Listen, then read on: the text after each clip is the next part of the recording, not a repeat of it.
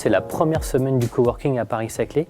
Donc c'est une initiative qui est née d'un groupe de travail. 5 lieux d'innovation de Paris-Saclay, 5 structures se sont réunies dans le cadre en fait d'une communauté plus large qui est la communauté des lieux d'innovation que l'EPA Paris-Saclay anime avec le concours des 3 comités d'agglomération et des 2 pôles académiques donc de ce cluster de Paris-Saclay. Et l'idée justement c'était de mettre en avant ces lieux, de les ouvrir au public et à différents types de publics, de populations, que ce soit le grand public, des entrepreneurs, des indépendants, des salariés, puisque aujourd'hui on voit les modes de travail qui sont en train d'évoluer et on a de plus en plus besoin de ce type de lieux qui sont hybrides entre le travail chez soi et le travail au bureau ou en entreprise.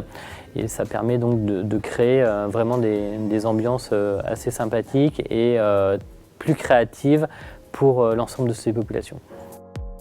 Les 5 lieux qui ont composé justement ce groupe de travail des lieux de coworking de Paris-Saclay sont le 21, qui est un tout nouveau, pour le coup, espace de coworking à Orsay, sur le plateau de Saclay. La terrasse Discovery, donc à Saint-Aubin, qui est opérée par la Banque Populaire Val-de-France. Le Loma, qui est un espace plutôt dédié à tout ce qui est environnement audiovisuel, qui est à Massy. La Chambre de commerce de Versailles. Et enfin, sur Guyancourt, Génaris accueillera la dernière étape de cette semaine du coworking et c'est un lieu plutôt orienté prototypage sur tout ce qui est électronique, mécanique. Alors aujourd'hui, nous sommes à la terrasse Discovery, la deuxième étape de cette semaine du coworking. Donc évidemment, il propose différents types d'espaces.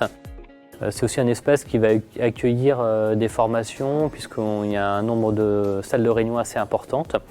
Et on a également des grands espaces événementiels pour accueillir des séminaires ou des réunions beaucoup plus conséquentes. Il y a une vraie aussi prise de conscience et de mise en action des régions pour créer ce type de tiers-lieu qui va permettre un petit peu de réconcilier le travail full bureau et le travail complètement à la maison et qui sont donc des lieux intermédiaires mais également donc de partage où on va pouvoir retrouver un petit peu une hybridation de ce qu'on retrouve au bureau et de ce qu'on peut retrouver à la maison en termes de confort de travail.